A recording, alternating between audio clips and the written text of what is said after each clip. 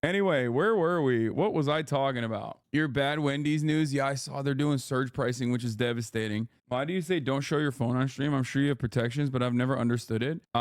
Because your phone oftentimes has like text messages and stuff, and there's a lot of stalkers in this community. Not on like, I don't mean like positive stuff, like I don't mean like stans or fans or anything like that. I'm talking like straight up people who stalk my guests, straight up people who stalk me and are like routinely looking for anything and everything that is like personal details.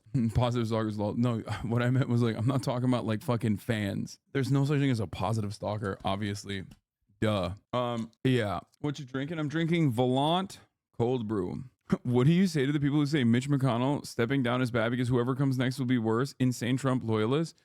No, they will be the same. Mitch McConnell is the same. Mitch McConnell, personally, is a bad dude. And whoever comes next will also be a bad dude. There you go. Cleared it up for you. Like, people, I don't know why people desperately look for this.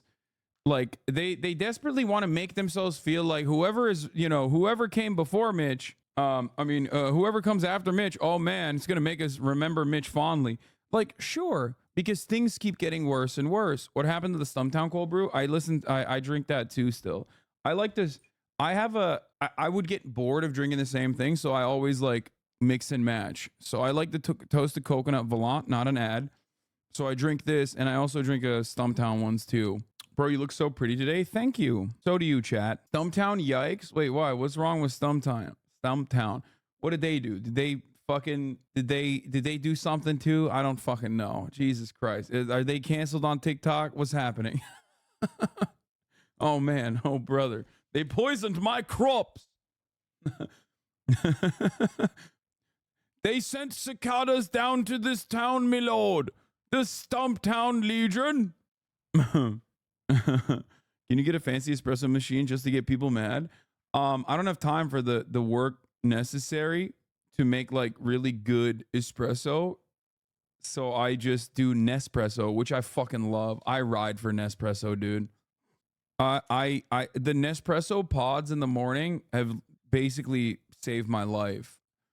The Nespresso espresso pods only. Those is so good.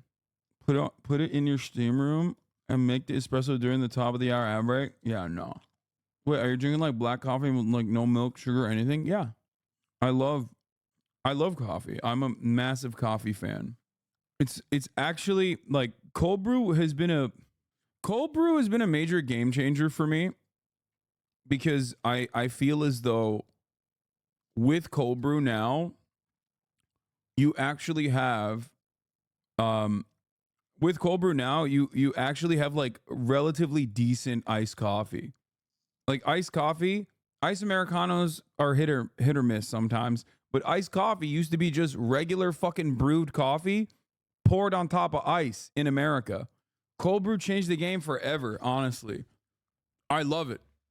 Because for those of you who don't know, the taste of coffee changes dramatically if it's made warm and you drink it cold. It tastes like shit. In my opinion, and I think in many people's opinions. That's why brewing the coffee cold makes it taste a certain way. I love it. Japanese iced pour over is god-tiered iced coffee, easy to make too. I've heard about this. Anyway, if they don't serve cold brew at whatever local eatery you're at, ask if they have iced Americanos because that's like a little bit better, I think. That's cap. There's something called Japanese iced pour over and it's really good. Yeah, I heard about this thing. Anyway, we're going to be celebrating Mitch McConnell's demise here on this beautiful, glorious day. We got apparently a Diddy lawsuit. Did Meek Mill have sex with Usher and Diddy? That's the speculation. The California $20 minimum wage exception. What else? I'm an emo boy. What is this? This is an Austin clip. Ludwig re-uploaded his video as well.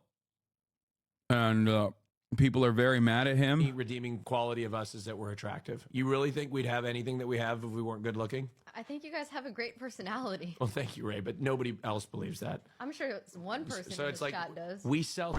That's all we sell. We need to have better lighting. That's exactly what the important. Everybody watches Fury Ann for the sex appeal. Is that Hey. why? Yes, of course.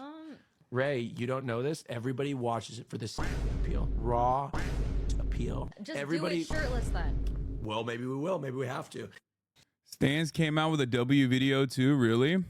But yeah, I do love hearing from the entire internet of people who are like, who have never even for a brief moment thought about like workers' rights and workers' protections, coming out to be like, this Hassan guy who has dedicated his entire life's work, his entire life's mission to trying to make things easier for workers.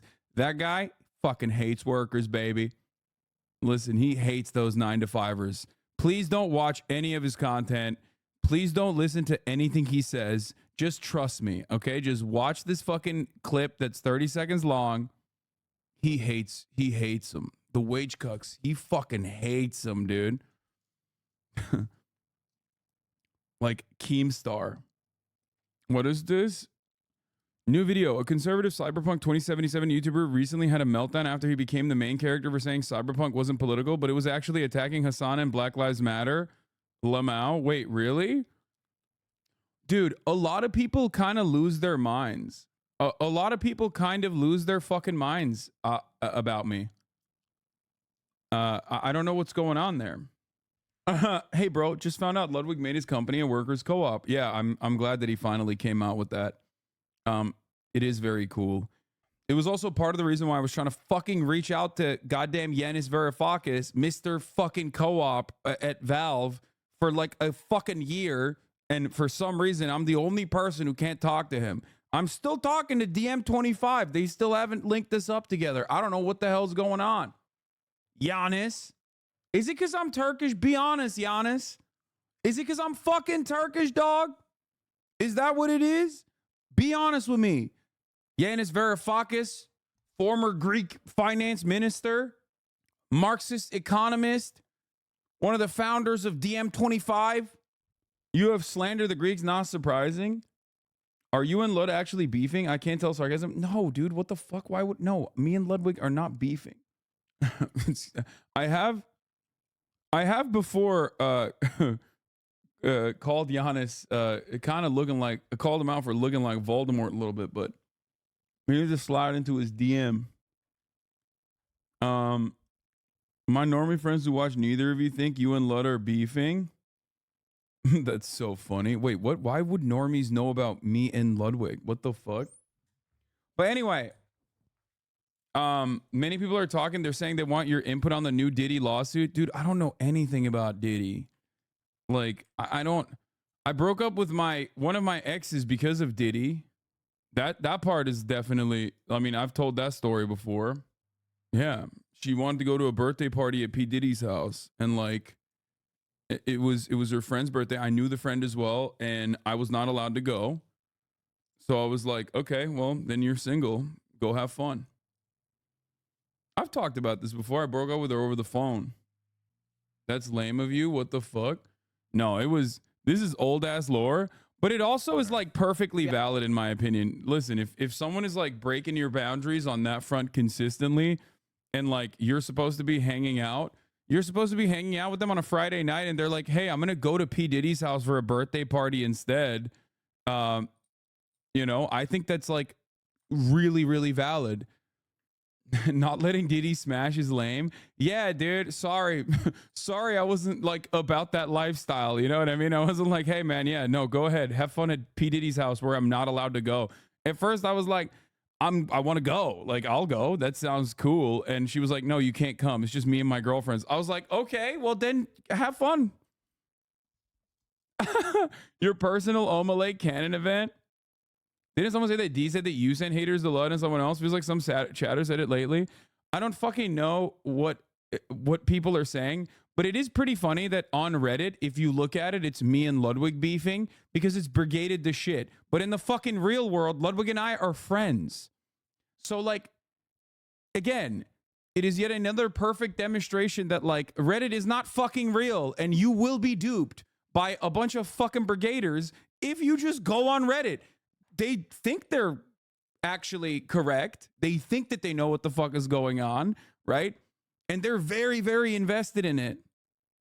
I hope every other streamer ignores you till the end of time so that all your stupid liberal ideology drama that you create goes unheard of and your channel dies. You're only relevant because of the stupid drama / horrible takes you create. Cringe is your middle name. An actual narcissistic crybaby. I'm sure your family is proud. My family's pretty proud of me. I'm going to be honest. They are. I take care of them and I see them quite a bit. I literally bought this house so that I could like live with them for extended periods of time throughout the year. At first, they didn't fully understand what the fuck I was doing, but I think nowadays they get it. It's not even working, hence them trying to boot this failing drama like 5 times. Yeah, dude, the more you do this, the more increasingly unimaginably fucking obsessed you sound for normal people. Here, let's watch this video. This video actually, ironically, is about what that guy was doing in the chat. If you ask me, I'd say being a Marine. Okay, no, actually, one addendum. Being a pregnant Marine. Okay, one more addendum. Being a YouTuber when you have to re-upload it. Being a pregnant YouTuber when you have to re-upload a video. How's it going? What's up? If you guys didn't know, that was a Mogul mail that I uploaded yesterday. You might not have seen it, though, because I took the video down. The video was called, Do Streamers Have Hard Jobs? And the reason I took it down is because we had a great sponsor on it.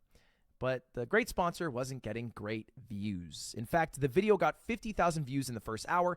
And for reference, a normal video on this channel gets 130,000 views. I was live at the time, so I couldn't tinker with the title and thumbnail to fix that. So I ended up taking it down with the plan of just removing the sponsor, re-uploading it tomorrow. And I figured, you know, maybe a Minecrafter will do something dumb, and I can just talk about that and throw a sponsor in, and everybody will be happy. But that's not what I did. Instead, I'm making this video, and I'll tell you why in a moment. But first, if you didn't get to watch a video, it was mostly about the Twitch shutdown in South Korea, which officially started yesterday. And this is a big fucking deal that I don't see enough people talking about. The reason it happened is kind of complicated, but in a nutshell, South Korea has a bit of a monopoly on ISPs. There's only 4, and you have to be government approved to start a new ISP. And those internet service providers have been charging certain companies, usually outside companies like Netflix or YouTube, more money because they are driving more traffic, which, you know, is something we don't like here in the United States. So that's why we have net neutrality. And most of those companies have it doesn't sound like the US. Worked out a deal with No, we don't. No, literally, that's like an entire fucking thing that happened. An entire thing that happened in the United States of America, where, like, you know, a lot of the big corporations like Google, Facebook, like all of these massive social media companies, they genuinely first lobby the government, but the ISPs and these other companies that are online basically went band for band. Okay, that's how this worked. And obviously the ISPs won the band for band competition. So then the other guys that are actually favorable in the eyes of the consumers, because ISPs are very unfavorable, were like, why are we going band for band? Let's just fuck up the bag right now. Let's just fuck these guys' days up. And then they went and they yelled at the public. They were like, hey guys, they're going to do this thing called, 2-tier structures, and it's going to fucking be more expensive for us. It's going to fuck up the bag for everybody. It's going to fuck up the content for everybody. It's going to suck. So a lot of people got mad. And that's part of the reason why, although we do have a oligopoly across the board in every sector, we don't have this egregious style that the South Korean government has developed for the South Korean government has developed for their own no net neutrality protected internet. Now, of course, having said that, the irony is that while they claimed the reason why they had to fight against this, like Netflix, for example, the reason why he had to fight against this, congratulations, Kaya's Chatter, for getting accepted into your master's program, by the way. But yeah, people forget like Ajit Pai. People forget like what was it called? The fucking the dance thing. The Harlem Shake. Harlem Shake, Ajit Pai. God damn, I'm such a fucking millennial. Holy shit, I'm all over the place. We're gonna get back to this video right now. We're done with the net neutrality conversation for now. So that was what Ludwig wanted to talk about, and he framed it because he was like, it won't be as interesting if he just talks about Korea. So we wanted to fucking clickbait with the meta commentary on streaming, whether it's a tough job or not. South Korea to keep working there. But Twitch, which has a similar issue, obviously they have a lot of bandwidth because of live streaming, couldn't work out a deal. And so they left the market. And Dan Clancy himself said that, yeah, we tried to reduce our source quality to 720p, maybe reducing server costs, but it is still 10 times more expensive to operate in South Korea. And there's basically no way to do it profitably. So we're leaving. And bear in mind, this is after Twitch put in so much fucking money and time into beating Africa TV, the former largest live streaming site in the country. And they became the largest live streaming site. And now they're leaving, which is really tough for a lot of streamers who built their careers and communities on that website, and now they have to go to a new site. Now, someone who did that, that is fucking scary. So I wanted to talk about that. But I also understand people don't, at the surface level, give a shit. What they really like is little dramas, little clicks, and, you know, little Twitter likes. And so what I ended up using as a clickbait to talk about that video was a topic that has been trending on Twitter for like 4 days now, which of course is about streaming perhaps being a hard job, harder than a real job, some people are saying. Where did this conversation start from? It seems like a silly thing to talk about. Well, it started from this clip on Hassan's channel. We'll watch it together here. People will be like, oh, dude, Hassan is like telling Ludwig to fucking take down this video or whatever the fuck. Which is ironic because, like, he's still, like, I wouldn't frame this in this way at all, for the record, okay? It can be gruesome. A real job can make you very tired, but a real job doesn't suck the soul out of you. You know what I mean? In the same way that 9 hours of streaming absolutely will. And that soundbite has gone a bit viral. It's going to a lot of places. Now, let's give the full context of what he's saying there, because at the surface level, that sentence, a real job doesn't suck the soul out of you, is wrong. It's just flat out wrong. And I think Hassan on stream would probably say that, yeah, that was not the best wording. I should not have said that. What he was trying to talk about was this. There are obviously real jobs out there that are good comparisons. Service sector, people-pleasing jobs would be very similar. Those are good comparisons for a job that might drain your social battery. For context, like, I think customer service type shit. But like, if you're an accountant or if you're even like in sales, my interactions with clients was limited, way more limited than like constantly having to do this for 9 hours with like a back and forth interaction for 9 hours. That's what like sucks your social battery, and you just tap out after it. And the term social battery is probably a lot more acceptable to most people than the term soul. People don't like the term soul because a soul-sucking job to most people would... Why accountants keep catching strays? Well, what I was trying to say is, like, all real work is fucking awful. That much is established. This is a literally fucking... This is the most pro-labor community on the internet, okay? That I'm having a conversation with an in-group of people who are already like Amazon distribution facility workers, Amazon delivery drivers, motherfuckers who are accountants and white-collar jobs as well. But like, as far as bullshit jobs in the white-collar space versus like actual labor, or not actual labor, because that's also labor. Labor in the sense that it's like more physical route tasks and whatnot. There are soul-sucking aspects of all of it, but they're shitty in different ways. That's what this conversation was about. The conversation was about streaming being a constant performance. Not that it was actually much harder than a real world job. Of course it's not. That's ridiculous. I would be doing a real world job if it was much, much harder. Like, nobody's like, hey man, go fucking sit in front of a computer and stream every day. You know what I mean? Pro-labor? I thought you were pro-choice. Yeah. I was here, totally saw it being clip chimp too. We're still on this shit. We're still on this shit because like people have literally been desperately looking for something new to get mad at. People are really bored. There's not enough drama going on in the world. So what do? We pull the fucking fuck Hassan ripcord. That's it.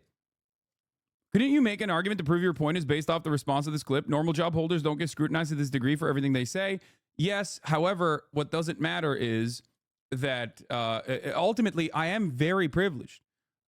I live an incredible lifestyle. This is the life that people dream about. the most significant part of why this lifestyle is incredible is not even the fucking paycheck. The paycheck is fucking awesome, sure, right? But the most significant part that is the best from my own personal experience, the way that I receive this experience, I would say, is the reality that I have autonomy. The autonomy. This, I'm sure Little Bear will find it eventually. I have talked about the freedom of wanting to be able to not stream on any given day as a major fucking reason for why I feel significantly more free in general. Like the idea that I can make my own hours, that is phenomenal. Okay? Even if I fucking don't, because as you guys all know, I stream 7 days a fucking week, oftentimes 9 hours a day. You know this. Okay? I stream 7 days a week, oftentimes 9 hours a day. I streamed 42% of the entire year in 2020 and around that same percentage every single year since then. This is before we even factor in sleep. I'm talking the available hours in the day, 24 hours a day. And the thing is, there are very few streamers that stream that much. It's fine. It doesn't matter. I love what I do. I'm phenomenally privileged. I'm aware of all of this. The greatest freedom is that I know I can stop if I wanted to. Right?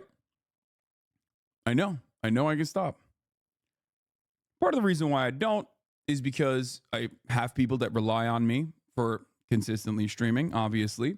The other more important reason, however, is that no, everyone says I'm addicted, but I do feel like what I do to a certain degree matters. For a lot of people, especially under the age of 35, I would say, I am a outlet that they go to get their news and to get their commentary. This is a place for people on their own journey throughout socialism or developing a better understanding of their own sexuality. Like, this is a safe space for a lot of people. That's a very important facet of what I do. But more importantly than that, this is a place for people to come in and quickly make leftist news and commentary accessible for themselves. I try to make it as palatable as possible. I talk about a variety of different issues. I even talk about fucking drama. That's why I do what I do. You say that all the time, it ain't a safe space. No, obviously, this is not a full safe space. It's never going to be a full safe space. It's a place for learning, and you can't have a full safe space if the goal here is to learn, but it is safe enough. Okay? Commentary streamer, can you be more of a hack? Going forward, when people come in here and say, I'm a hack, or I'm not like pro-labor enough, I would like for them to donate to any union, Starbucks workers union, right? Go donate there, show me the pay stubs, and we'll have a conversation. I'll have you on the stream if you would even want. Like, I think that's a more productive way to go about this. Put your money where your mouth is. Show me that you actually do care about workers, okay? Because, you know, if you ask the many workers that are in this stream right now, they do feel that way. Nobody ever explains why I'm anti-worker. They just say it and move on, or say that I'm a hack, or say that I'm a hypocrite. People don't feel that way are the actual labor leaders, organizers, journalists, and the many people that I try to do my very best to uplift with the platform that I have. Anyway, but the reason why, now that we talked about how privileged I am and how fortunate I am, because I am, the autonomy that I have now is the most significant part of this. Okay? The autonomy that I have now is the most significant part of my privilege. But there are downsides to streaming. The social battery, the constant performance. But more importantly than that, there's also the actual soul-sucking aspect of being constantly annoyed by the smarmiest dipshits who are basically just cyber stalking. Ludwig got a taste of that in this video. He will talk about it in a second. Would be like a job that doesn't have upwards mobility, which again, I think Hassan would agree with. And I personally agree with, because I worked at Apple support for 2.5 fucking years, like literally helping boomers reset their Apple password. And in the final 6 months, and I think part of it's because my girlfriend at the time cheated on me, so I was going through it, I would throw my headset at the wall because I couldn't handle a sweet 70-year-old lady trying to figure out how to reset her password. I just couldn't handle that social interaction, which is bad of me. And the closest I've ever come to that is babysitting my chat. But people don't really give a shit about the context. People don't really give a shit about the conversation. They just care about getting Twitter likes, which is all this really is, which is why people like fucking Keemstar are tweeting out shit like this just, just for a dunk sesh. Because nobody gives a fucking shit. Nobody gives a rat's ass about the facts or about any people involved. They just care about a little Twitter like, little impression, right? That's why they tweet. What is this? Look at this shit they tweet, bro. Why do they all look like Twitch streamers? That's such a crazy take because, like, do Twitch streamers look this hot? Like, according to Keemstar, what's happening? That's why that didn't bang as hard. He was just trying to farm, and he farmed in the worst direction possible. He was like, hey, look at 3 phenomenally beloved, incredibly handsome actors that are famous for being attractive. Look at their fucking jawlines and tell me they look like the basement dwellers of Twitch. Myself included. They don't. What are we doing here? But again, that's not the point. And just for some more clarity, I'm pretty sure Hassan also understands that workers have it rough and generally tries to voice for workers to have it better, and is actually one of the people that inspired me to make Off-Brand, my company that I own. Hello, I'm the owner of Off-Brand, and I have 30 employees, and turn it into a workers' co-op, a place that generally treats workers better. And so one of my biggest goals this past year that we just announced last week is that we're making Off-Brand workers co-op. And so the people who work here will just own the company, and they will have votes. Is he trying to make something up you, or why is he making this? I mean, I think he just was annoyed that he was going to re-upload the video and got annoyed that people were calling him a pussy and saying that, like, I made him take the video down or some shit. My criticism of his video was, 1, obviously farming me in a negative light, and 2, the fact that he knows who I am. Like, he knows who I am. He knows what my beliefs are. He knows that is like a fucking gotcha moment. You know what I mean? That's not reflective of my experience at all. It's actually kind of funny because Ludwig and I and Valkyrie did a roundtable a couple weeks prior for Anthony Padilla's new roundtable show. And the subject of Twitch streamers being out of touch came up. So we spent like literally together around an hour on just that, on how out of touch we are because of how privileged we are and all of this stuff. So like, he knows what my take is on this. We talk about this all the fucking time. So for him to like kind of lean into that and not be like, for him to like not even be like, I know Hassan, he's my friend. We've had this conversation many times over. Of course, he doesn't believe that streaming is the most difficult job ever. Is, in my opinion, yet another circumstance where MAGA male is doing right-wing commentary. That's right, I'll say it, dude. Fucking classic MAGA male. Do you understand? Anyway, all jokes aside, there were people, there are people who were literally the thought that I had like tweeted, streaming is the hardest job on the planet, like unironically. Still think the video puts you in a very good light now? Yeah. The difference between you and Ludwig is that Ludwig's a practicing socialist, evidenced by his co-op, while you're just a socialist in theory, evidenced by my lack of co-op. I do have a co-op, but don't worry about that. We're just going to avoid talking about that for the duration. Ludwig, I bet, doesn't even serve 3-minute ad breaks at the top of the hour, which is, of course, the most anti-socialist, pro-capitalist thing you can do. MAGA Male's just mad. Commie Wig made an off-brand co-op and he's taking it out on you. Yeah. You've had to re-explain yourself like 5 times now by repeating what you said the first time. People are so broken. People will literally clip what you just said out of context and frame you and let against each other. Yeah, this is the part that is like really fucking annoying, is that people that have no relationship with either party feel like they know what's going on better than the people who are talking like directly to the camera. Here's a 3-minute ad break now, by the way. It's equal to even the board of directors on the big decisions, who runs a company, what we do, what we use the surplus for. And that's part of the co-op is like, hey, here's how much we made. Here's how much stuff costs. Here's our... So anyway, that was, yeah, in part inspired by Hassan. I talked to him about doing that because I want to make sure the people who work at my company have a good-ass fucking time. And we're a fucking killer-ass company who kicks ass, takes names, and makes a hell of a lot of money. All right? I don't think that 15-second clip is indicative of all of his thoughts and opinions. But again, the phrasing was bad. Shouldn't have said sucks the soul. So my plan was re-upload. Because for the most part, my video, again, was about the Twitch shutdown in Korea. I used a little bit clickbait just to get you in there. I take out the ad. We're all hunky-dory. But then I fucking go awake today. I wake up today. Can you just get a therapist and stop venting online, yapping yourself in the cancellations because you're not careful about how you say things? You never accept that context doesn't matter. When you say shit so dumb, your whole chat points it out, and that responsibility is on you. Thanks, man. Thank you, 15-month subscriber. You're right. I should shut the fuck up and dribble, dog. You're right. I should... Brother, once again, I'm going to repeat this for loud and clear, okay? I'm a phenomenally lucky person. I think you guys understand that. Many of you know I know that, right?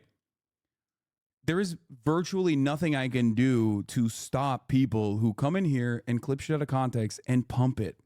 They've been doing it for 5 fucking years. As a matter of fact, this video is going to get to that in a second. Should say. And I see a bunch of people giving me shit. I see all over like random ass videos about Aiden Ross getting scammed, people being like, no spine. Imagine taking down your video because your friend committed social suicide. Why would he private the last video? Whatever. Bunch of people also DMing me. Bro, I got DMs on LinkedIn. I got a death threat there. I was like, bro, I didn't even know I had one still. And I don't frankly give a shit. Why don't your friends defend you publicly more? This is why. Because let's call it what it is, okay? When I was a smaller content creator, it didn't really matter as much, obviously, because many people did not know who the fuck I was. But there's a lot of people who now know me online as a bad person. Why? Because I've been getting farmed by a community of cyber stalkers that go to lengths that you cannot even fucking imagine for the past 5 years. Now, this community is a consortium. It's not just Destiny's community, obviously. He's more of like a lightning rod for all of the freaks online that do this kind of thing. But I've been a left-wing, progressive political commentator in a space that is not exactly happy about that sort of thing for quite some time. I've had Nazis sending me death threats far before I even ever got on Twitch, something I talked about before. But they've all gotten together, and there's an entire industrial complex at this point, and they do congregate around one specific person, right? They have their little paste bins, they have their little clips devoid of context, but if you do that for 5 years in a row, yeah, a lot of people are going to be like, yeah, this guy fucking sucks. But it doesn't just end with things that are clipped out of context about me. It also goes to other content creators who are friends of mine. Part of the reason why I collaborated a lot less over the course of the past couple of years, and I'm doing that more now, but I stopped collaborating, was because they make it so that if you collaborate with me, they're going to make their lives hell as well. And I'm sure you've seen it on Twitter, where there's always like a new sock account on Twitter that's posting some fucking random clip out of context for people that they suspect are even friends of mine. They don't even have to be friends of mine. In every reply, there are websites created called Hamas Piker, dedicated to how much of a Hamas stan I am, calling me a terrorist, trying to get the government to take action.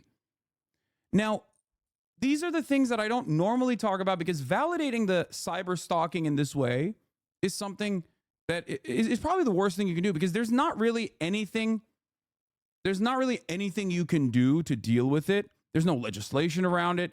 And Twitter certainly doesn't give a shit. They're not going to, they love it. Twitter is basically one big fuckfest of right-wing reactionary psychopathy now. But the reality is, this is the other side of the job. It's insane that you've lost public friendships because of weirdo freaks. Like Ethan was super upset, fake Discord messages, haters made to blow that up. Yeah, it's like, ultimately, this is a bad way of handling it, and this is how I will handle it. Shut up. Don't do this. Don't do this parasocial, like, you know better on what to do here. Yeah. Denims and Caroline Kwan just talked about their experience and ended up agreeing with Hassan, and they've been since harassed and called terrorist defenders. Yes, they do it for every single person. They go after all of my friends. They go after anyone and everyone that has ever defended me. It is really fucked up, including, but not limited to, Ludwig. But I did get a little pissed off about it, because I felt like no one actually gave a shit about what I was saying. I was just being used in a proxy war for people who don't like Hassan. Why the fuck am I being used for that? Good. It's crazy. It's crazy people. And this is the one that set me over the edge. Now, this is a DM from a guy that just said no balls because I removed the video. Again, what the fucking plan to re-upload the video? But he messaged me and he says no balls. Now, you know, by itself, you don't think much of it. But then I clicked on his Twitter account, and I see that he said this: wish assassinations were a real thing. And this isn't a quote retweet to people in this situation. Not trying to say who. I'm not trying to get demonetized here.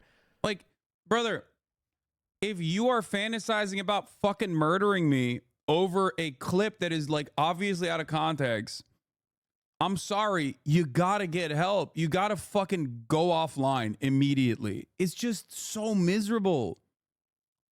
But what a fucking crazy thing for Mr. Penis Head to say. And then I scrolled up in our DMs, and I found out that this dude was my viewer 5 years ago. Hey, man, love your streams. They help me out a lot when I'm bored or sad. When I have disposable income one day, I'll give you a few shekels a month. And has since moved on, I think, clearly to, like, watching Destiny, and on Destiny's behalf wants to, like, make Hassan's life a lot worse, and then is trying to, like, guilt me in a proxy war to achieve that goal. And all I can fucking say, dude, what the fuck are we doing, man? Like, this is what I experience daily. This is what some of you know.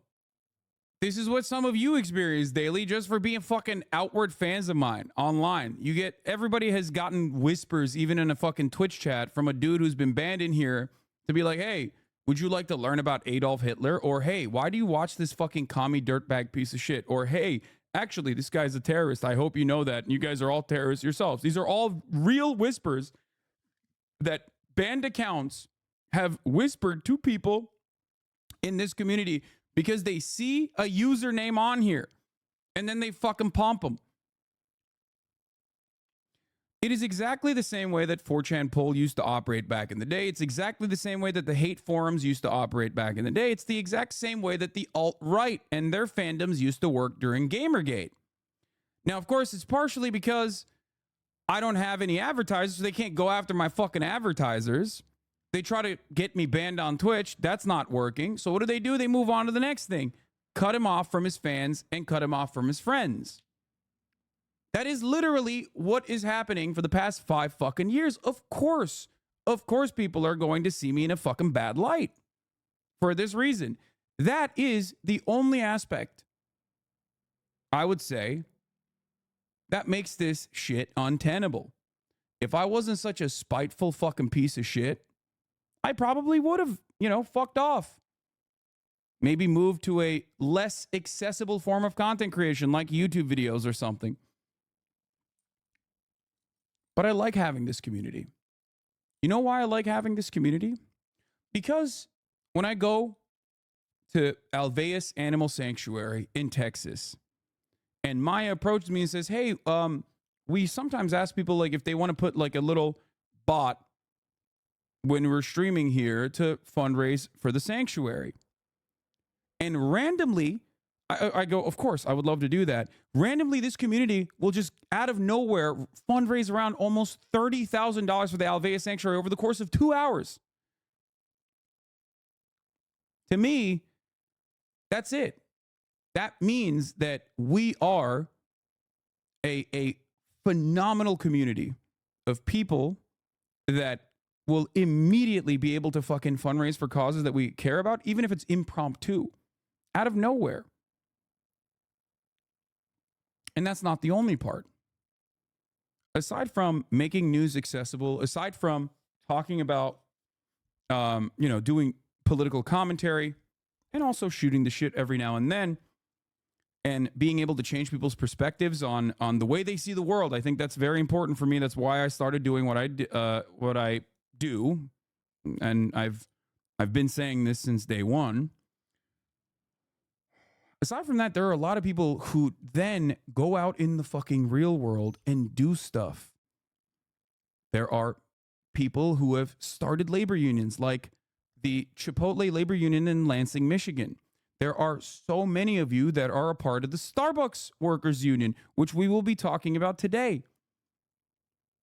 People join DSA, people open up YDSA chapters in their actual colleges. People become community organizers. People become labor organizers. People become elected representatives, members of this community, and recognize that they can make material change in their immediate world, engage in activism. That's why I don't stop doing what I fucking do. Okay? No matter how much people try to make it as untenable as possible by doing this crazy shit. That's it. That's it. That's why I always laugh when people are like, you're such a grifter. You're such a grifter. You're a leftist grifter. And it's like, dog, if I wanted to grift, why would I do it on the fucking left? It's the most annoying group of people on the fucking planet. We hate each other. We're constantly yelling at each other over microaggressions or like minor disagreements or because sometimes people don't understand sarcasm. Okay? It's not a popular concept at all. I want to make it popular, and I am a relatively popular content creator, but that doesn't mean that this is because like of what I advocate for, because what I advocate for is like super popular somehow. It's not. I want to make it that way. Anyway, so that's it.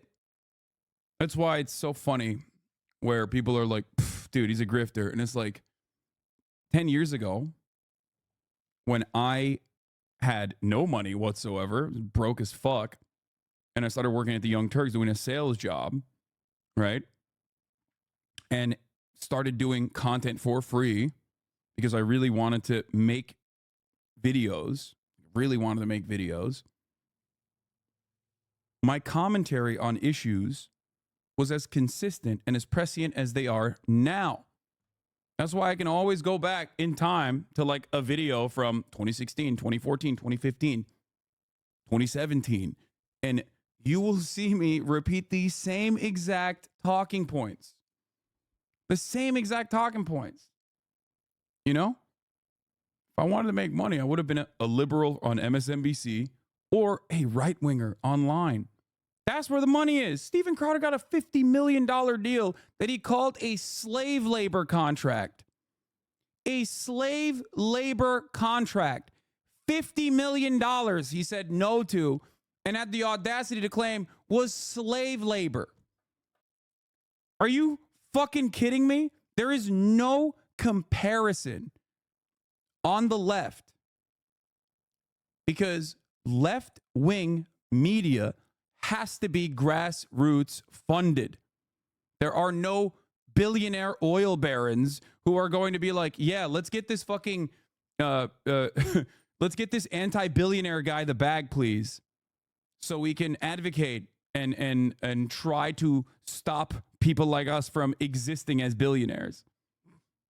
That's it. It's something that I value quite a bit, and I hope that you guys will continue supporting other outlets as well. Majority Report is great. Democracy Now! Is great. I am a contributor and funder of Democracy Now! As well. That's the only, there are very few, and there are plenty of wonderful leftist content creators out there as well. They have their own Patreons. Anyway. I recently watched your PewDiePie video from like 5 years ago, and all I could think of was how I would have completely disagreed with you back then. Thank you for helping us be better. Yep. Mike from PA, Central_Committee. GDF. Becomes a millionaire under capitalism, tells you to embrace socialism. So what political organizations are supporting and financing you? Do you like the fame and fortune? What political organizations are supporting it? I'm the one supporting political organizations and financing them, not vice versa. I'm the one. That's so weird that people say this. I'd also like to point out how insanely lucky D-Man is that this community isn't hostile constantly online losers like his is, because this community is way larger. If this community was different, it would end him so quickly. I mean, I also don't want that kind of toxicity. I want you guys to live your best lives. You know what I mean? I don't want you to like be toxic, fucking permanently online, brain broken losers, because that kind of attitude festers and it makes things inaccessible. It makes the content inaccessible. It makes your lives worse overall. That's it. That's why I yell and routinely say things like, be normal and don't tap the glass whenever we're looking at stuff. That is something that I hope others who come in here with maybe even different opinions can maintain. I will always be charitable to you as long as you are also trying to learn and are being charitable and want to change your opinion. I am understanding of people who have toxic ideas. I'm understanding of people who have in the past had held racist opinions, transphobic opinions. I am open about my own personal journey of having transphobic takes and transphobic opinions. You know? Something that people try to use against me all the time. So much so that plenty of people will routinely try to say that I'm transphobic or a grifter because of a clip from like a satirical clip from 2013. And it's like, brother, that's wild. But the point I was trying to make is that this is not healthy for the person engaging in it. It's obviously not healthy for the person on the receiving end of it. How do we miss that Ludwig is making an off-brand or worker cooperative? So I did not want to leak this for the longest time. It was also, like I said, one of the reasons why I wanted to reach out to fucking Yanis Varoufakis. My mistake for wanting to reach out to a Greek man, okay, as a Turk. But yeah, it's really cool. What blows my mind is how prolific the clipping is, where you can hear a hater's talking points and know exactly what out of context clip they saw first. Yeah. I believe people have the ability to change. You understand? That is a fundamental belief that I have. I believe in rehabilitation. That's why I hold on to so many, even content creators that do like a whole bunch of toxic shit and usually don't give up until the very last possible moment, which many people will say is actually just because I'm clout chasing. But that's not the reason. The reason is because I do think that like trying to positively influence them is the way to go. One of the funniest things people always used to say is like with the leftovers breakup was that I was egging on harassment towards Ethan. And every single day I went live in the beginning, every single day I would spend at least 5 minutes to 30 minutes talking about how Ethan is not your enemy. You should not yell at Ethan. Ethan is a good person. Be more charitable to those who are open and susceptible to your opinions. Every single day. I'm still friends with Ethan, by the way. I still talk to Ethan every day. Every single day. throughout the stream. And yet, for many people online, because of the way that you can just craft drama, people legitimately think I was like saying like, fuck Ethan, and that I was egging on harassment. Because the truth does not matter. Do you understand? The truth does not matter. Even amongst people that know each other in the real world. Even if there are two people that are, they have relatively sizable communities, it still doesn't matter. Because people can just craft a false narrative and go along with it. And because people are so motivated,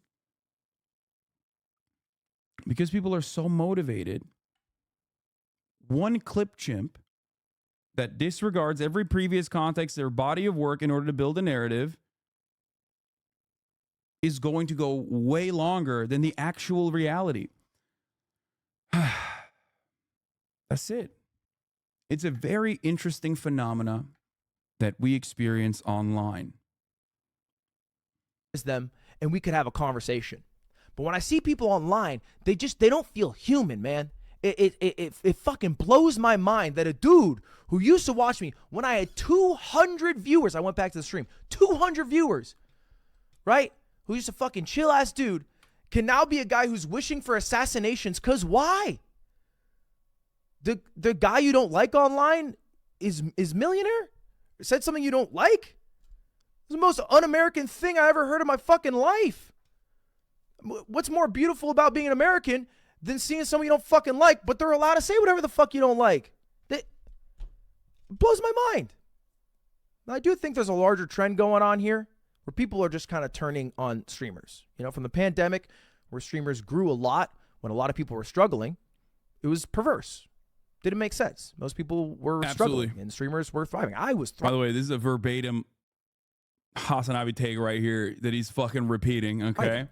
And now we're in fucking crazy positions where I talk and I just say my thoughts into a camera for 10 to 12 fucking minutes, and then I stop the recording and I upload it, and that's my fucking job, which is really cushy and really nice.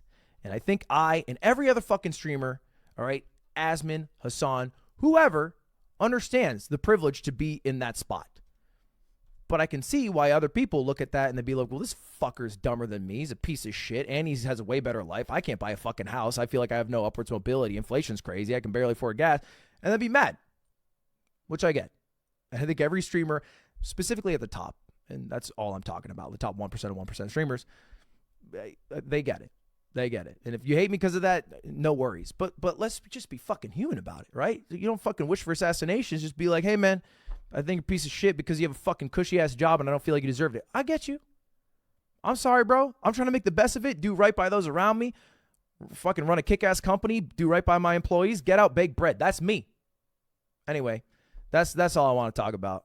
I was going to re-upload, but it pissed me off. I got mad. Mr. Penis Head, why you got to be weird? If people are critical of your opinions and not your personal life and didn't use death threats, ultimately you'd be okay with it, right? Of course, dude. I see your haters say you're anti any criticism and don't get that there are sane ways and insane ways of being critical. Yes. The way that the internet works, especially on the streamer side of things, because it's the most parasocial in either direction, by the way, both stans and haters alike, is that it's never like actual criticism of a thing I actually believe or have actually said. It's always something that is the exact opposite of what I believe. You know what I mean? People convince themselves that they're actually doing accountability by being like, his father is a multi-billionaire oligarch. That's just not true. Not a single part of that is true, and you're not doing accountability by saying that. Attacks on streamers is the same misdirection conservatives throw at celebrities. They convince poor Americans that people are minorly wealthy and famous are the ones that are exploiting them. They're dodging accountability by deflecting outreach to celebrities. No, I think the other side of it, of course, is that like there are plenty of fucking people that are mad. They're mad all the time because of their own fucking financial circumstances. That's the most valid thing. That's the whole that's what I mean. You know? And there's still people who are like, hey, yo, bro, I can hook you up with a regular job if you're feeling too drained. Nah. Like, nothing I said will ever get through this dude's skull. You know what I mean? Nothing. I get why you're mad. I get why you're angry. You are valid to be mad. Okay? My whole job is to try to get you to understand what you should actually be mad at. And maybe one day it will click and you'll understand. The issue you have is not necessarily the way that average worker is going to be mad based on the clip out of context. I think we all get why people would be upset. What you were mad about is how people that use that clip to get their reaction. Yeah. And it's also just false. Like, it's not my worldview at all. It's not what I believe at all. It goes against probably at least a compilation of 10 fucking plus hours that you can put together over the course of the past 10 years where I've said how fucking privileged I am to be in the position. It's fine. In the words of the late, great Michael Jamal Brooks, be ruthless to systems, but be kind to people. Okay? You are privileged? Yes, of course I am. Of course. And I try to use that for good, to the best of my ability. This is what I mean when people go, nepotism, baby. It's like, yeah, dude, I know. I have talked about that quite a bit. Or whenever people go like,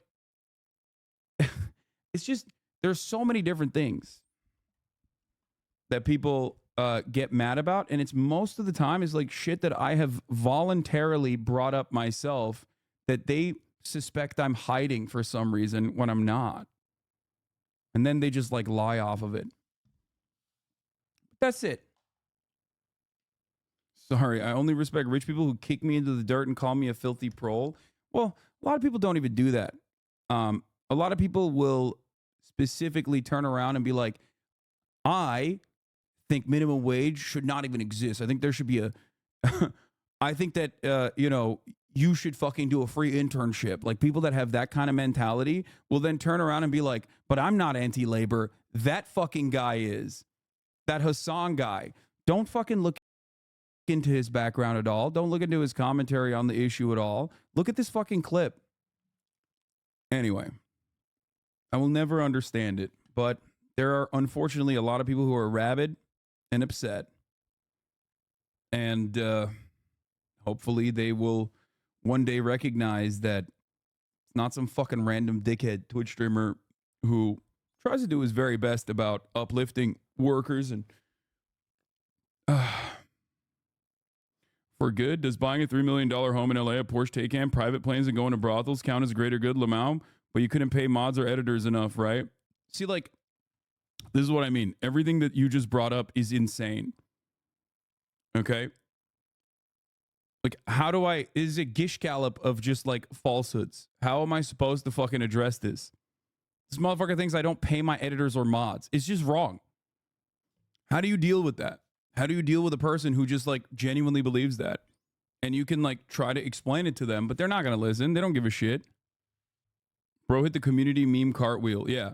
That's the funniest part because like people don't understand it. They're like, why does he still have fans? I don't understand. Why can't they see what we see? And it's like, because what you see is fucking wrong. I saw that old edited private jet pic resurface on Twitter, this drama cycle. Yeah, it's awesome. Anyway, now let's get to some good news.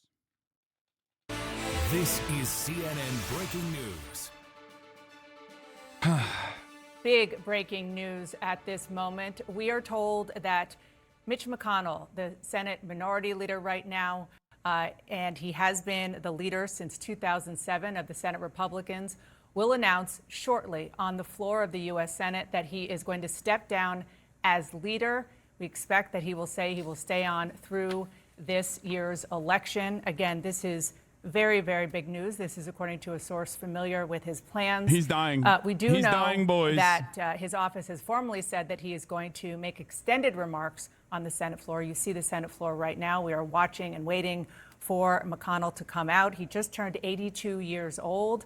He is the longest serving leader in the United States Senate historically, and that has been a milestone that he has held on to for now a couple of years, right, Jeff Zeleny? I have my panel here. We're waiting for Manu Raju to get to the camera, and as we wait for him, oh, Manu, you're there. Manu, can you feel the sort of marble shaking as this news is going around the United States Capitol? No question. This is a humongous moment in Republican politics and really a titan of the... Wait a minute. Breaking news.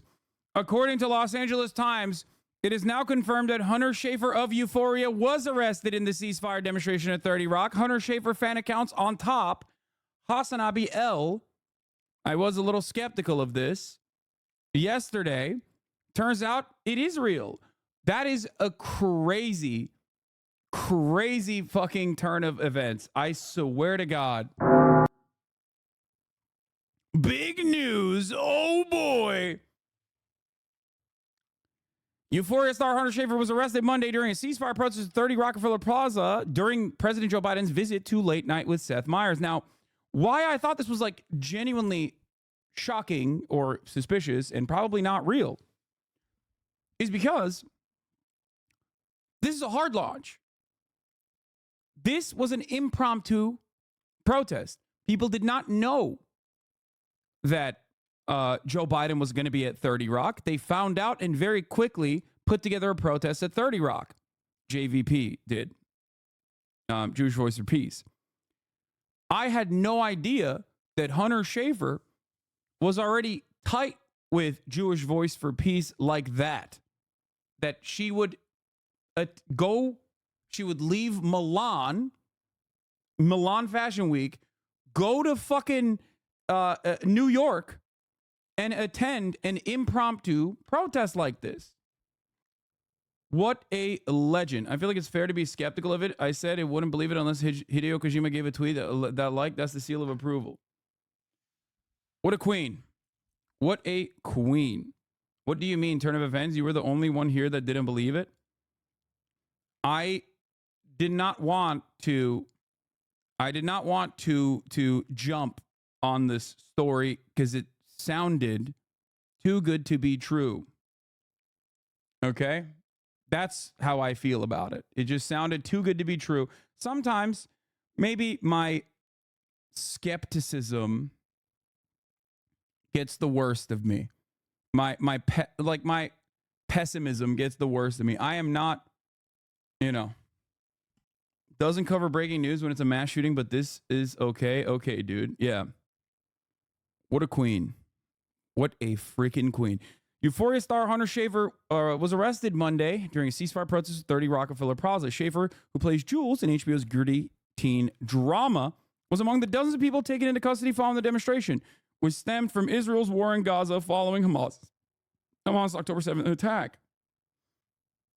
Jewish Voice for Peace can confirm that Hunter Schafer attended the Jewish Voice for Peace disruption inside of 30 Rock lobby held while President Biden was in the building for his interview with Seth Meyers on Monday afternoon. A spokesperson for Jewish Voice for Peace, the progressive group that organized the rally, said Wednesday in a statement to the Times.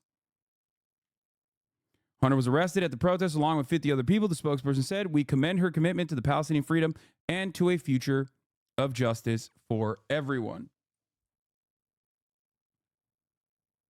Hunter Schafer, please come on the broadcast. You are our official new queen. You are already a queen, but you have now been crowned as the official queen status. Save me, white girl.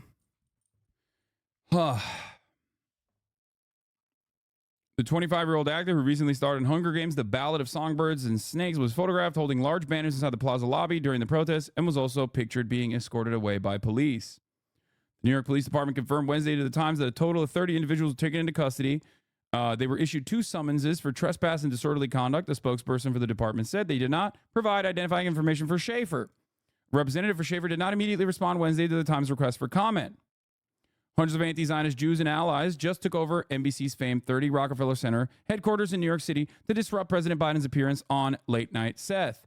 Biden's deadly foreign policy has funded and fueled genocide in Gaza. 50 protesters were arrested by NYPD and Secret Service, Jewish Voice for Peace wrote on Instagram. This actually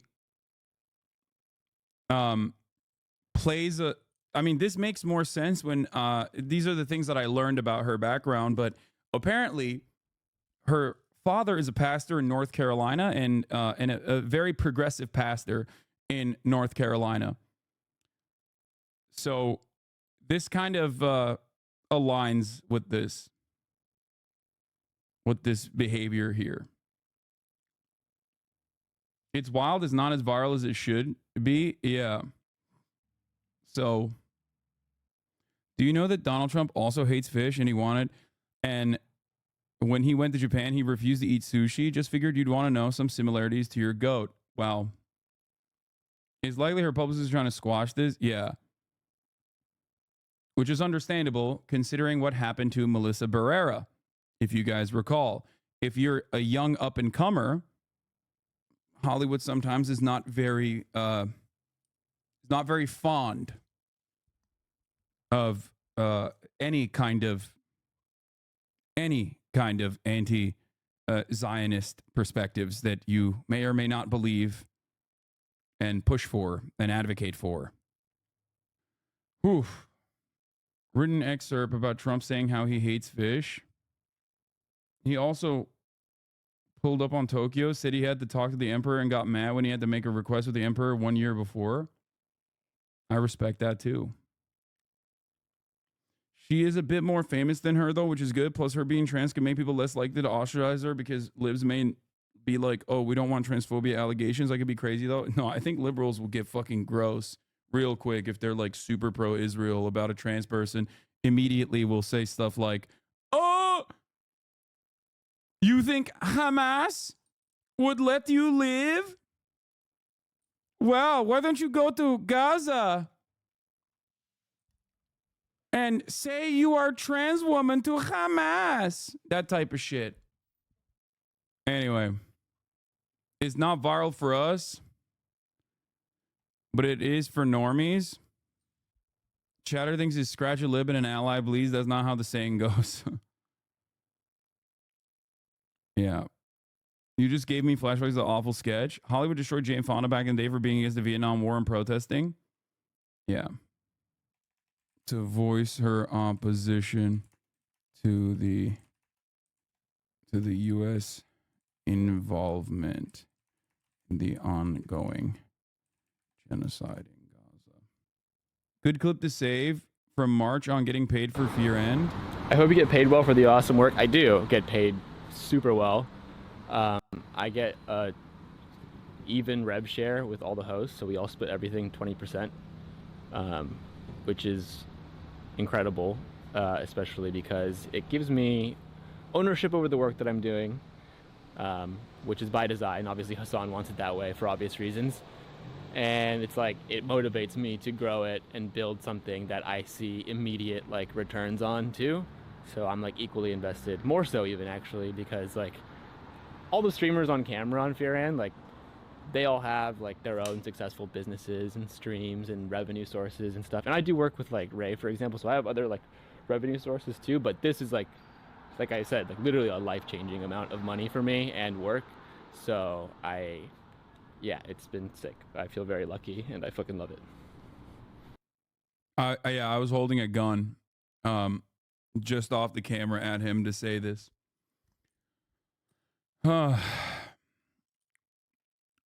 Anyway, that's why you have guns on screen in Fear End to keep March in line. Yep. Always. Yep. Anyway, all right, let's move on. Let's get back to the fun stuff. Mitch McConnell. United States Senate, someone who has been instrumental in driving the Republican agenda for the past 2 decades, serving longer than any party leader in United States Senate history, about to announce in a matter of moments, this is it. His time is done as Republican leader. Manu, we're going to hear Manu. Senator lost McConnell is Elaine's talking now. younger sister, They're like, Angela, shut the fuck up, Manu. just a few weeks ago. When you lose a loved one, particularly at a young age, there's a certain introspection that accompanies the grieving process. Perhaps it is God's way of reminding you of your own life's journey to reprioritize the impact of the world that we will all inevitably leave behind. Do I want Chick-fil-A? No. I turned 82 last week. The end of my contributions are closer than I'd prefer. My career in the United States Senate began amidst the Reagan Revolution.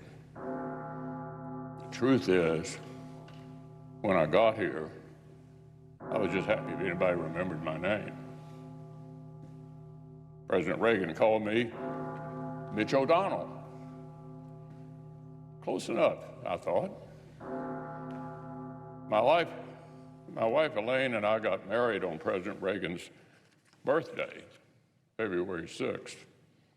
It's probably not the most romantic thing to admit, but Reagan meant a lot to both of us. For 31 years, Elaine has been the love of my life, and I'm eternally grateful to have her by my side. I think back to my first days in the Senate with deep appreciation for the time that helped shape my view of the world. I'm unconflicted about the good within our country and the irreplaceable role we play as the leader of the free world.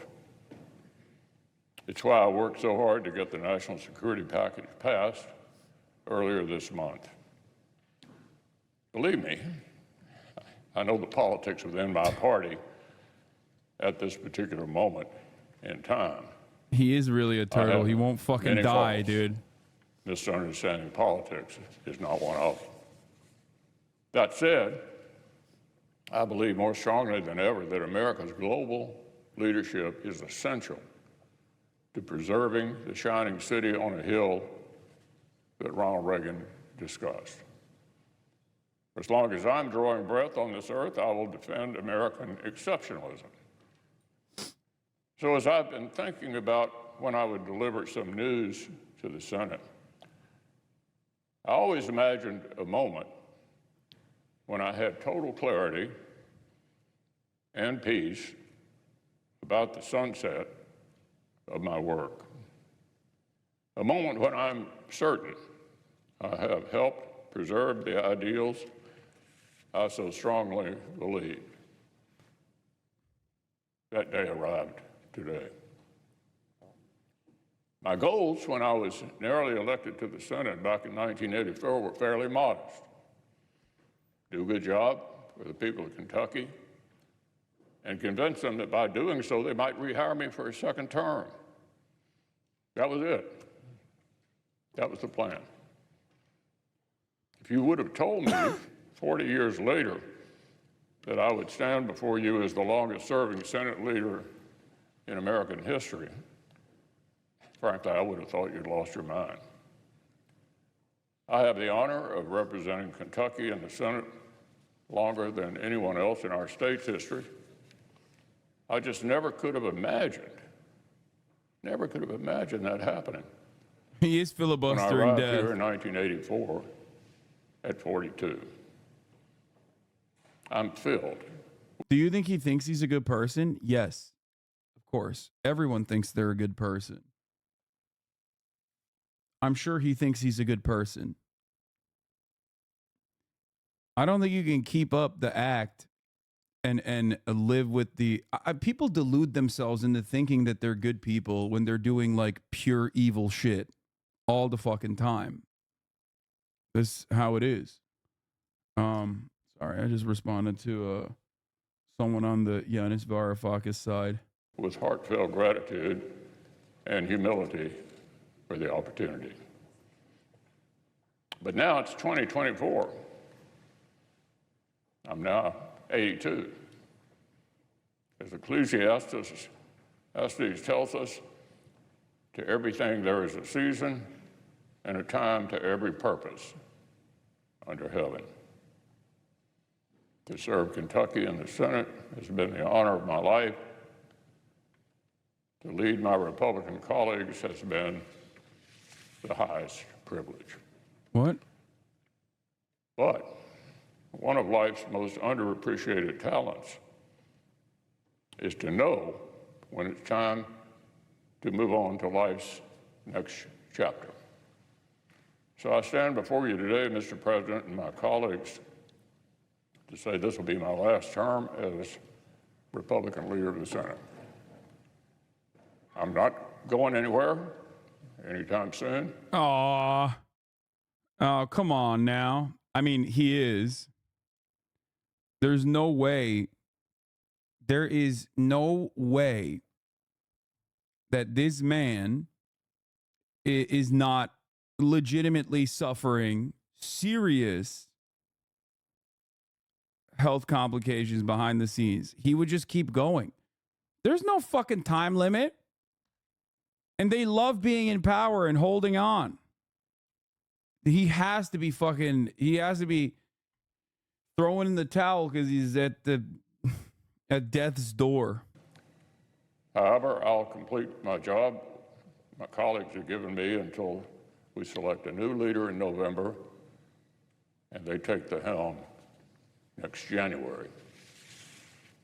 He has 2 years of the term left, and since Cameron lost the governor's race, he'd be very pleased if he became the next senator. Yeah, they're going to put Daniel Cameron in that position. He's been grooming Daniel Cameron for a decade now. I'll finish the job the people of Kentucky hired me to do as well. Albeit people of Kentucky hired me to make sure that every single one of them that wants to pay for their diabetes medication will die far before they get access to insulin. My job here is done. One of the poorest states in the country. And I work tirelessly to maintain the desolate conditions for all of my constituents as I make a tidy profit on the side. A different seat, and I'm actually looking forward to that. So it's time for me to think about.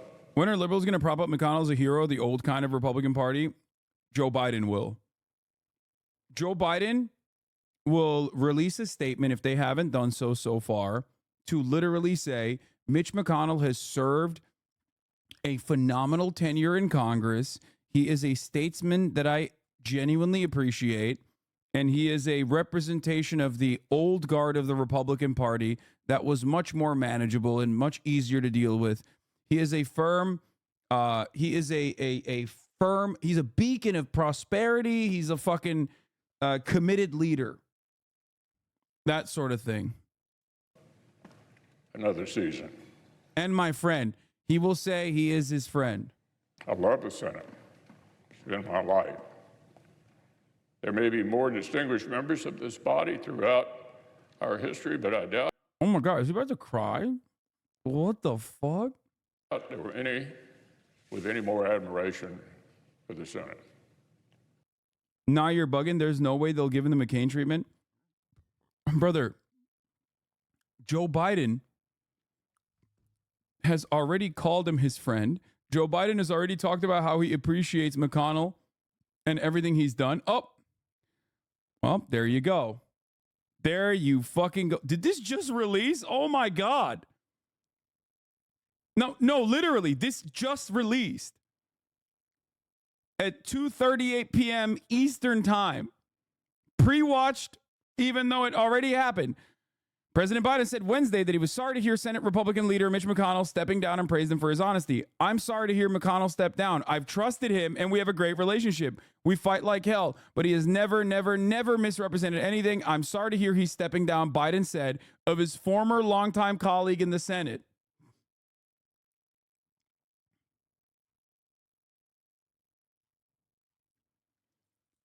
Mitch McConnell is almost singularly responsible for one extra Supreme Court justice that is Republican, by the way. That is a psychotic reactionary, by the way. Almost singularly, almost single-handedly.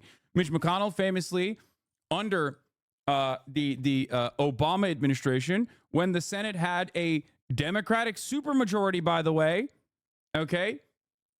Mitch McConnell famously said he is going to do everything in his power to ensure that Obama is a one-term president. And he did that. Mitch McConnell was directly a change or a solidification of the party polarization becoming permanent. The Republicans used to be obstructionist every now and then. Mitch McConnell made it so that the Republican Party was always obstructionist, no matter what, unless a Republican is in charge. And even then, still they're obstructionist, but at least they're like down to swiftly pass legislation as long as it's like deregulation of key sectors or I guess like tax cuts for the wealthy. And he did that. They obstructed everything nonstop and never got punished for it by their voters. And that is the reason why the modern Republican Party is infinitely more reactionary and infinitely more obstructionist right now. Contrast this with what Trump said about Nancy when she stepped down. Yeah, didn't he say something like, now Nancy can spend more time with her husband who's gay. With her gay husband, Paul Pelosi. Anyway. They also, as you well know, ran campaigns on how the government doesn't work, and they would make sure to defund the government. Exactly. Starving the beast is always easier under a bourgeois capitalist form of government. Okay? When you've lost Thomas Friedman, oh my God, Thomas Friedman has never seen a war he doesn't like until this Israeli genocide campaign. That's kind of crazy. Anyway. After all this time, I got to pee real quick. I still get a thrill walking into the Capitol, and especially on this venerable floor, knowing that we, each of us, have the honor to represent our states and do the important work of our country. But Father Time remains undefeated. I'm no longer the young man sitting in the back, hoping colleagues would remember my name. It's time for the next generation of leadership. As Henry Clay said in this very body in 1850, the Constitution of the United States was not made merely for the generation that then existed, but for posterity. Unlimited, undefined, endless, perpetual posterity. So time rolls on. There'll be a new custodian of this great institution next year. I won't surprise you to know I intend to turn this job over to a Republican majority leader. I have full confidence in my conference to choose my replacement and lead our country forward. There'll be other times to reminisce. I'm immensely proud of the accomplishments I've played some role in obtaining for the American people. Today is not the day to discuss all of that, because as I said earlier, I'm not going anywhere anytime soon.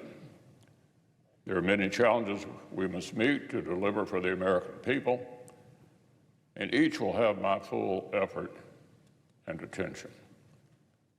I still have enough gas in my tank to thoroughly disappoint my critics, and I intend to do so with all the enthusiasm with which they become accustomed. So to my colleagues, thank you for entrusting Evil never me dies, with our boys. success. Evil never dies. It's been an honor to work with each of you. There'll be plenty of time to express my gratitude in greater detail as I sprint towards the finish line, which is now Evil never in dies. sight. I yield the floor. Literally. It's wild. He won't just retire and live the rest of his life on the beach. Crazy what being a sociopath does for you. I think at a certain point, they just do it for the love of the game, though. They love having that fucking power. Anyway, fuck Mitch McConnell. Hopefully this means that, I mean, I suspect that he's doing this because he has like health complications. There's no other reason why he would fucking like step down. Especially because he has 2 more years on his, he has 2 more years to go in his current term. So I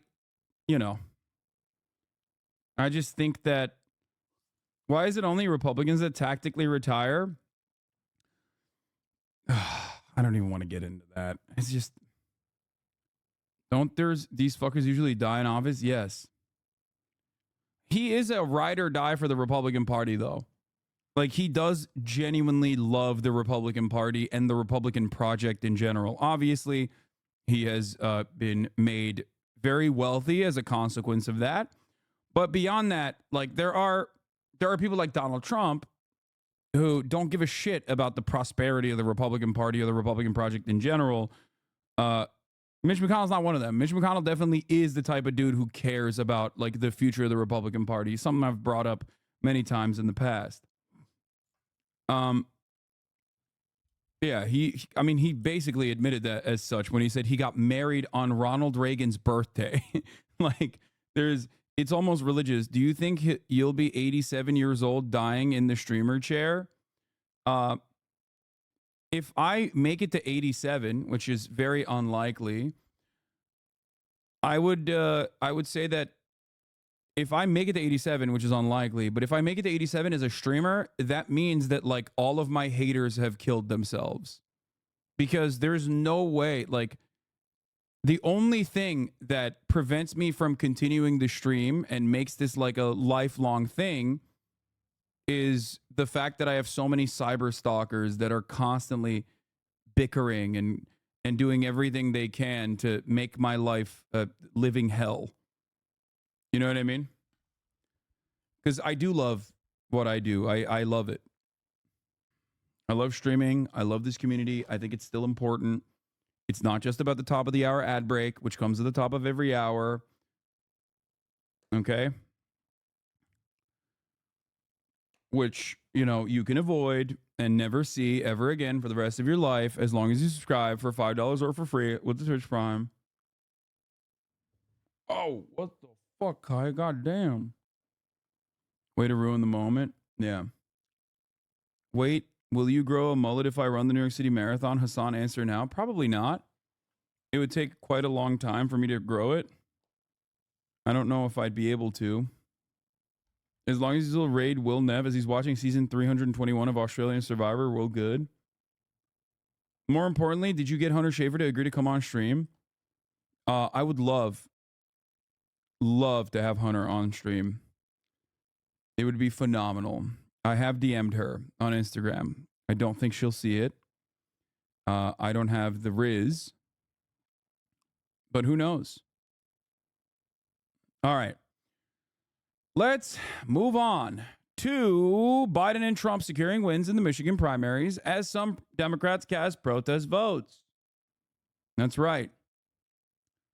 Yesterday was Michigan primaries. And something very interesting happened where a lot of people in Michigan got up to vote uncommitted in the Democratic primary. Now, we are going to be talking about what that means and also what the media coverage of said situation looked like in real time. We watched it last night. Nina Turner, shouts out to Nina. She's phenomenal. Was on CNN's panel, filled to the brim with AIPAC-sponsored talking heads / reactionary pieces of shit. But she had a couple of really good takes in the sea of noise that were shot down. We're going to be looking at that. But before, let me serve you what's going on a platter real quick. Let's get this out on a table. Now to the presidential race and the Michigan primary results that could tell us a lot about the upcoming general election. President Biden won yesterday's Democratic contest, but more than 100,000 Democrats voted uncommitted to protest Mr. Biden's support of Israel's war in Gaza. On the Republican side, former President Trump won easily. Nikki Haley got just under 27%. Ed O'Keefe has been talking to voters and joins us now from Detroit with the latest on that. Ed, good morning to you. The voters didn't have to wait long last night to get these results.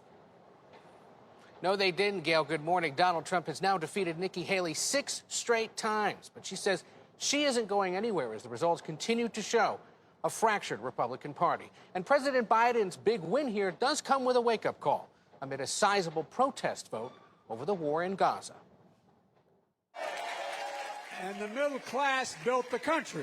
It's a win for President Biden in Michigan's Democratic primary, but the results signal discontent among Democrats over the president's foreign policy. The ballot option, uncommitted, earned more than 100,000 votes. That is insane. Okay? I need people to understand something. What happened yesterday is insane. Why? Because the actually uncommitted people that don't want to vote for Joe Biden and are mad about one thing or another, whether it be his opinion on facilitating genocide or even inflation or any number of different reasons, like because they think he's too old and not dynamic, whatever, right? The real uncommitted people are not going to go out and fucking vote uncommitted. These are the people who got up, got off their asses, after their 9 to 5s, went out to the fucking polling stations to tell Joe Biden that they are not going to vote for him unless he changes his direction in funding and facilitating the genocide in Gaza. You have to understand, this is massive. This is massive. 100,000 people. The population of just Arabs and Muslims in Michigan, the voting Muslims and Arabs in Michigan is around 250,000 votes. Joe Biden needs Joe Biden defeated Donald Trump last year by a much smaller number than that. Half the number, as a matter of fact. So the fact that that community and other allies, okay, the fact that they all got together and voted uncommitted to say, you're going to lose Michigan if you don't fucking get your shit in order, is massive. And of course, this was a profound success. This was a profound success. Why? Because not only did Biden immediately start doing things that was I would call damage control, like eating ice cream with Seth Meyers while simultaneously saying, yeah, there's going to be a ceasefire by Monday, or leaking the memo that they sent to Israel to cut it out and send detailed information about how they're not actually doing war crimes with the weapons that we're sending them by March, which is a weird thing to admit. Okay? Which I talked about yesterday as well. All of this stuff is specifically because he's recognizing that this is no longer an issue he can avoid. You cannot ignore the people who are saying, stop. Stop with your madness. I will keep repeating this. When I was a secretary at an architecture firm, Anderson Cooper was a client, and he would often wear an IDF sweatshirt. This was pre-camera phones, pre-social media, but still, his go-to outfit when he came into the office was wearing an IDF hoodie. I have heard from others, they've seen him wearing it much more recently in the gym. I mean, we don't even need the personal details to know, because this video shows it perfectly. This video is basically the proverbial wearing an IDF sweater as Nina Turner on the panel brings up the suffering that the people of Gaza are experiencing. Bakari Sellers and many others on the panel immediately start chirping at her. Immediately. So we already established what happened yesterday and why it's significant. It's significant for two reasons. One, because it's obvious that the Democratic Party cannot it is obvious that the Democratic Party can no longer refuse to listen to the people who are yelling at them about their participation and their cooperation in the ongoing genocide in Gaza. The other reason why it was massively successful is because this uncommitted voter campaign that was whipped together literally last second, by the way. Like, this wasn't a carefully crafted campaign, as far as I understand it, that happened months in advance. We didn't have a multiple month-long runway. The Israeli ethnic cleansing campaign started after October 7. There's a lot of logistics to be able to put together a successful campaign like this. So the fact that they were able to do so in 3 weeks, as far as I understand, is crazy. Is crazy. In less than a month, they were able to get 100,000 people, more than 100,000 people, to go out and vote uncommitted. Thanks to Listen to Michigan's 500,000 calls, 650,000 texts, over 100,000 people made their voices heard.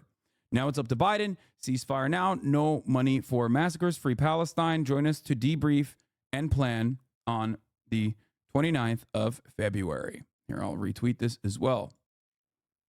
Now, before people say, well, wouldn't voting for Trump be worse for the family members of those who voted uncommitted? That's why they voted uncommitted. They are still participating in the Democratic Party's primaries. Okay? There are a lot more people who are not even interested in voting for Biden at all. These are the people who want to send a message to the Democratic Party to say, look, change course, and we will reconsider. This is democracy in action. This is it. Democracy is about extracting concessions from your elected representatives. This is real democracy in action, no matter how much liberals try to fucking claim it is. Not. If you voted uncommitted Michigan instead of voting for Biden, you're a Trump-supporting terrorist. Oh boy, big news. Calling a bunch of people who are Muslim terrorists, but in a woke way. Oh boy. Uncommitted didn't do well by any reasonable benchmark. In Michigan, not sure why people are trying to spin this into a story. If anything, little bullish for Biden insofar as it suggests that the protest vote over Gaza might not be all that large. Nate Bronze, back to being a fucking dipshit. 100,000 people so far went out of their way to go and vote against Joseph Robinette Biden in the motherfucking Democratic primary in a key state like Michigan. That is massive. You are delusional. That is absolutely enough to lose Michigan in the general election, looking at the trajectory. That's crazy. Okay? This guy is supposed to be a numbers guy. That's crazy. Anyway, not only that, but also Biden's victory over Donald Trump was by a margin of 150,000 votes, give or take. 100,000 in the Democratic primary saying no is massively important because the number of people who refuse to vote for Biden will be far greater. And by that, I mean the people that were likely going to vote for him and are just not doing so. This does not mean that those people are going to go and vote for Donald Trump, mind you. Because the people that are probably going to go and vote for Donald Trump are already doing so in the primaries or aren't voting uncommitted in the Democratic primary. Okay? You have to understand. This is massive. And no matter how much dumbass liberals try to spin this, it is obvious to me that the Democratic Party is listening. They're seeing it. The media is covering it. That's huge. This position, just like Nina Turner correctly pointed out on that CNN panel, was unimaginable 4 months ago. This position was considered something that would get you branded as an anti-Semite not that long ago. Just remember that. It's huge. Here's BBC's Sarah Smith, North American editor in Michigan. Uncommitted protest vote in Michigan primary is a warning for Biden that he cannot ignore. LibCope, they're bringing up the 2020 primary. Michigan results. In 2020, Joe Biden got 52.9%. In 2024, Joe Biden got 80%. Yeah.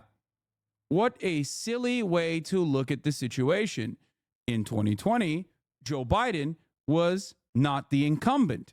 He was running against a full stack. Even at that point, he was running against other people in the Democratic primary. He wasn't running unopposed. There were other candidates. I think Austin is trying to get in and having a hard time getting in and is now knocking on the door and annoying me. Hold on. I don't know why. Biden is unopposed. Biden is the incumbent. It is ridiculous to make this comparison. Wait, are we assuming that the uncommitted vote is over Gaza, or are we assuming that it's maybe due to one of his other faults, being old, etc.? No, we are not assuming that the uncommitted vote is because of Gaza. We know the uncommitted vote is because of Gaza, because there is an uncommitted voter campaign that was launched specifically about that issue. I'm sure that there are other people out there who voted uncommitted, maybe, but the percentage of the voters that voted uncommitted, especially in comparison to prior uncommitted votes, is massive. The fact that Biden only got 80% as the virtually unopposed incumbent speaks volumes. He should be getting 95%. Yes. These are the people that want to vote for the Democratic Party. Make no mistake. People that don't want to vote for Joe Biden are not going to vote uncommitted in the Democratic fucking primary. They're just not going to vote in the primary at all. Most people don't vote in the primaries. Most voters don't go out and vote. These are the party loyalists that go out and vote. Anyone that tries to sway you away from this and tries to minimize this impact is fucking delusional and engaging in cope. And they will turn around and they will blame these people instead of blaming the campaign for absolutely destroying their own chances in the reelection. By one, propping up Joe Biden, and two, by having Joe Biden continue going along with the ongoing ethnic cleansing campaign in Gaza. That's it. East Dearborn results. Biden won Assad numbers here in 2020, by the way. 84% of East Dearborn voted uncommitted. They're reduced to saying votes don't matter, lol, pure cope. East Dearborn is trash.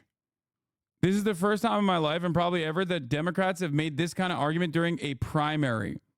How is voting uncommitted saving democracy? Right? It's the opposite. It threatens democracy.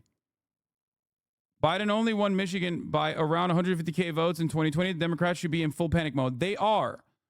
No matter what the Twitter dipshits, the Twitter liberals who play the role of DNC wonks for free, by the way, literally for free. No matter what they say, this is massive. You can cope all day, every day. You need to change course instantly. You need to do everything you can to claw back those voters.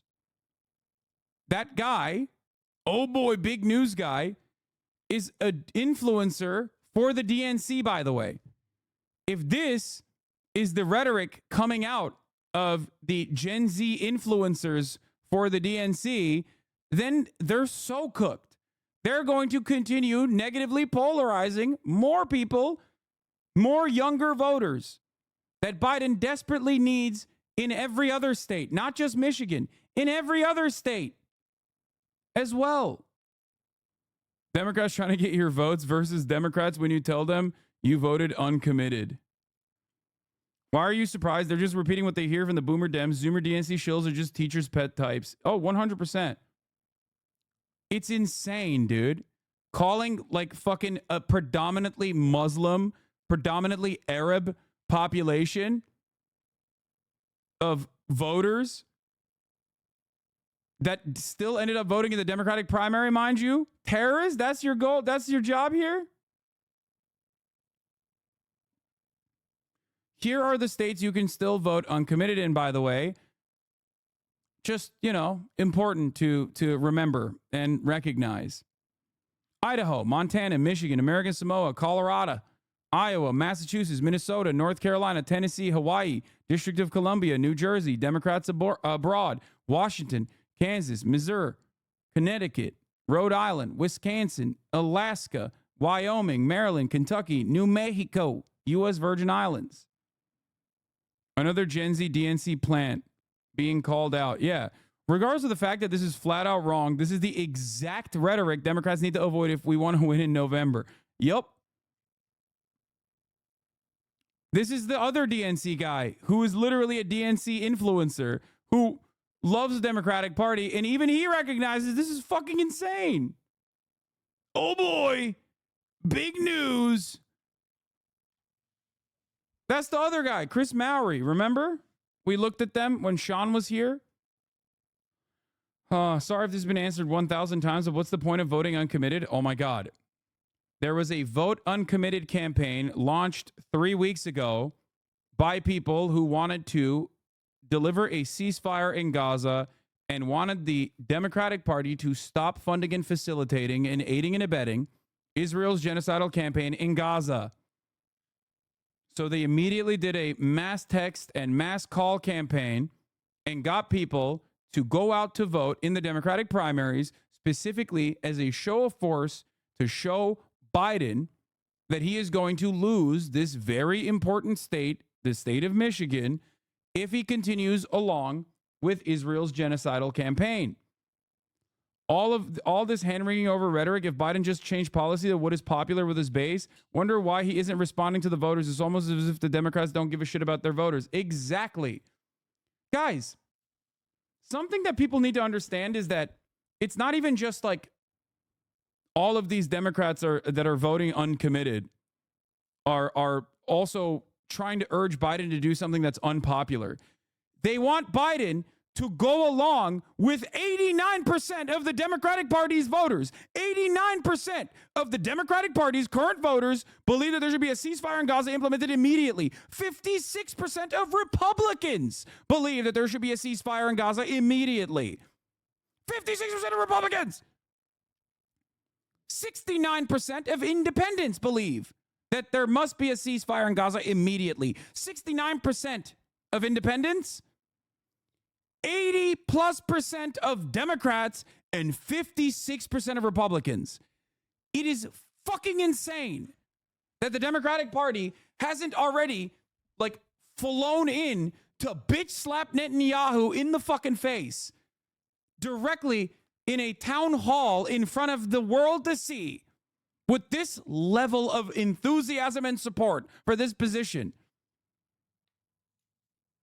It's fucking insane. You have to be like a die-hard, blinded by bloodlust, ultra-Zionist to be able to maintain this position. Damn, this guy's good.